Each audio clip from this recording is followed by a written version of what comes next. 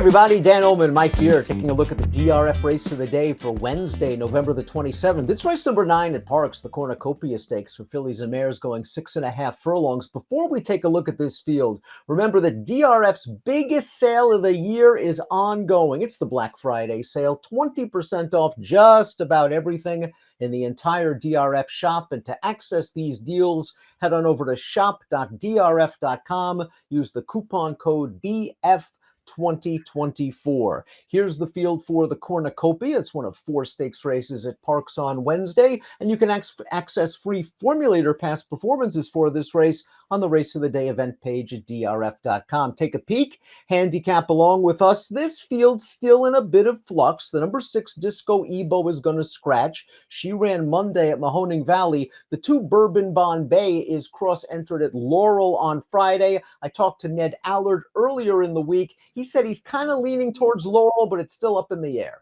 That would be a pretty big scratch, too. I mean, the loss of Disco Ebo is pretty big, Dan, because she was going to bring speed into this race. And your morning line favorite, the number 5 Speedy Traveler, is also a speed. So, you know, I guess Speedy Traveler's job just gets a little bit easier without Disco Ebo in the field.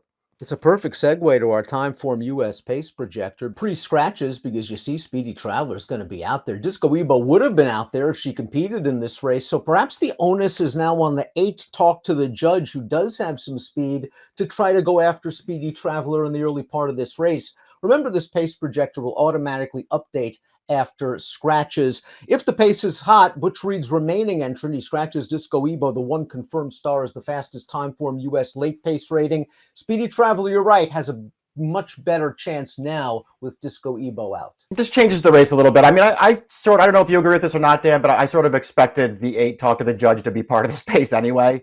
It seems like they don't have any other choice now but to go, and we'll see how fast they can and how hard they can make this favorite work on the lead. The 1 is confirmed star for Butch Reed, very consistent recently. She's won 3 of her last 4, including this race, a 2-turn mile where she swooped up on the outside and kept right on going. She's won going route to sprint in the past. She has the fastest Timeform US late pace rating, and the pace, even with her stablemate Disco Ebo out, should be honest. Yeah, I thought it was going to set up fine for anyone. But it's not like, you know, when you go back and watch her races, then she's not a total, you know, 1-run closer anyway. So I just didn't really feel like she was going to be badly compromised by the pace of this race, no matter what. I don't mind her cutting back in distance. I like her recent form. She's got a figure or 2 that's going to put her in the mix here. I thought this horse was a contender. Bourbon Bombay is a remarkable horse. She's 7 years old. She's only raced 7 times. She's had her share of problems and bad luck, and it just seemingly continues. It took her a long time to get to the races. I talked to her owner. She had all sorts of conformational problems. She needed corrective shoes. Then she won her first 4 starts. Then she had colic. Then she got sick. Then they tried to run her, and it was a winter at Parx, so they weren't running at the time. She came off the layoff again last time out due to, what else? A fractured jaw. And she ran very, very well for Ned Allard, considering that she was running 7/8 of a mile off a year-plus layoff against one of the Mid-Atlantic's hottest horses. Foxy Judge won that race, came back to win an open stake at Laurel with a 90 buyer. I talked to Ned Allard. He said he liked that performance, and he loves the way she's been training ever since. I like that performance, too, especially when you factor that big, long layoff in there, Dan, and the 7 for a long distance, and the fact that they just brought her back in a, $100,000 stakes race. It just looked like a race that she really needed. She did some running in there. She got tired through the stretch. She probably really needed that start. Her prior form obviously, makes her really, really interested in here. She won this race a couple of years ago, and she was really, really good winning that day while keeping up close to the pace, which seems like the trip that's coming for her here. It'll be interesting to see if she runs here where she has excelled throughout her career, or if she does go down to Laurel for the rescheduled Willa on the Move on Friday. The number 3 is Early Edition. This horse looks like a little bit of a reach on paper. Well beaten last time out, going 7/8 of a mile. That was in a high-level allowance race. The waters certainly get deeper. Yeah, she just lacks figure power. She probably has the wrong running style for this race, too, because with the scratch of Disco Ebo, it takes some pace out, and if nothing else, she's, got that running style where she just sort of lacks early speed and tries to pick up horses late. And it just feels like this isn't the right race for that. Snow Lake, another horse that is going to be a gigantic price, lacks a winning profile, more runner-up efforts than wins. The last win came for a $16,000 starter optional, and she just didn't run very well last time out around 2 turns. And I can't blame the distance. She's run well at a mile 70 in the past. Yeah, I agree with that. I don't mind her cutting back for this, to be sure. It's hard to identify the race that she's run so far in her career that's going to make her a contender in here. Speedy Travelers won 4 of 6 in her career, including her most recent start at Churchill Downs, a race over a sloppy track where she was just able to control a very easy pace from start to finish. She also beat a pretty good horse, with the runner-up coming back to place in the 3rd level allowance with a 92 Beyer, and then won the Dream Supreme at Churchill Downs with a 90. I talked to Phil Bauer earlier this week. He said he had this horse entered at Keeneland, and she got very, very sick, ran a high temperature. They had to back off a little bit, but at last workout, 5/8 and 59, Bauer worked her with 2 of her other good horses, Jonathan's Way and Too Sharp, who won very impressively over the weekend. Yeah, I mean, she obviously makes a lot of sense on paper. She's got the figures.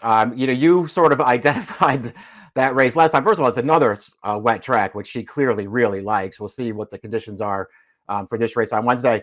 She just had a super soft trip in that race, I thought. So that just, Dan, as the morning line favorite, this is a different test for it. Just sort of made me want to go searching around for somebody else, not only because she just had all the best of it last time, but, and listen, maybe there's some kind of excuse for the race at Saratoga 2 back, which was rained off the turf, but I don't know about you. I thought she was terrible in that race against the field that's maybe comparable to this one. I don't know. I'm not buying into her at a super short price, but she's the horse to beat here. Disco Ebo, the 6, is likely going to be scratched, running Monday in the Mahoning Distaff. So we'll move on to the 7, Patty Brown Eyes, who exits a breakthrough performance for trainer Tom Morley. Let's watch a maiden race at Parx. Now, Tom had to shift this horse down here to win after beginning her career in New York. She's got a little bit of work to do still at the 8th pole, Mike, but she puts her head down and grabs this horse on the lead. Yeah, I thought she ran really well in here. I don't think she lucked into this wind, Ed. You can see the distance they're putting on the rest of this field. And this horse that's on the lead in here, who is the 4-5 favorite, that horse is not stopping, I didn't think. This horse just comes and gets her and runs her down. I thought this was a real step in the right direction.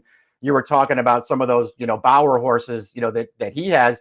This is the last time this horse was on dirt before that maiden went Too Sharp. I mean, this horse had absolutely no chance to beat that horse. So I don't know, maybe she's trending the right way. And this is a pretty confident spot for Molly to run her in. I talked to the judge, the number 8. I thought I had some excuses last time out in the Maryland Million Distaff. She hooked up in a speed duel, and a pretty hot one at that, with the favorite, and then she paid the price. And I just didn't really think, you wanted to be up close to the pace that day. It just seemed like a lot of horses that were stalking and closing were winning. So maybe you can give an excuse to talk to the judge for that one. The race 2 starts back going 7/8. I wish she ran a little bit better at Parx. Yeah, her race is 2 and 3 back. Pretty disappointing. She did score off that layoff there here at Parx, where she was able to get to the front there. But I thought she was good that day, because she was contesting the pace with Disco Ebo that day, who was odds on. Put Disco Ebo away and got the job done. So that was a pretty strong performance. And as you point out, maybe you can make some excuses for that most recent start here. We'll see. I feel like her job, it's just pretty tough now, because she's the one that's going to have to go after the favorite in here. But if she can put that horse away, she'll be in a good position at the top of the stretch. Potential exotic source at a price, in my opinion, is the 9 Beach Days, who might just be a little bit dirtied up coming into this race. Came off of a short layoff, 3 starts back at Monmouth, faced an odds-on winner in a key race. I don't know what they were thinking running her in the Greenwood Cup against next 2 starts back. And then last time out, she got wired over what I thought was a very strong inside speed favoring trap by Irish Maxima, who's a stakes-level horse. So maybe she's a little bit dirtied up coming into this race. Yeah, I agree with you. Irish Maxima is a pretty nice horse. This horse put in a decent late run in there. I mean, she was never a threat, but she put in a decent late run in there to be along for 3rd. She is the kind of horse. I agree with you that she's an interesting horse at a price to try to get in there. She does. The more I picked through her PPs, though, Dan, the more I just felt like she might be better going a little bit longer. Before we take a look at our top selections, please click the subscribe button on the Daily Racing Form YouTube channel for the latest DRF videos. Top pick time, Wednesday race of the day. A lot of love for Bourbon Bombay. I mean, she's been through a lot in her career. It would be great to see her get back to the winner's circle. These connections really do seem to love her, and she's got tactical speed. Again, she ran so well last time out, considering the layoff and the quality of competition, that if she runs here, she's real tough. Yeah, I didn't look at the other race to have runner in over at Laurel, but either way, I kind of hope they run her here, because I like this spot for her. Your top pick, Speedy Traveler, I have her second. She's the horse to beat. That I'm not totally sold on her yet. Well, the price just isn't going to be there for Speedy Traveler, especially with Disco Ebo out. But I do respect her speed. It looks like she's training forwardly for Hero. Bauer's having a tremendous year. He's shipping a couple of horses up to Parx on Wednesday. I'm a little bit interested in Tom Morley's horse. I have a feeling that she's just trending the right way and has a lot more upside potential than some of the others. So I'd like to get her in there somewhere. You have her fourth. 2517 for me, 5271 for Mike. It's the Cornucopia. It's one of 4 stakes races at Parx on Wednesday. Good luck. Hey, let me give you a hot tip. If you liked the content that you've seen before, click on the like and subscribe button right here. And of course, for more DRF videos like Race of the Days, stakes previews, click on the videos right here.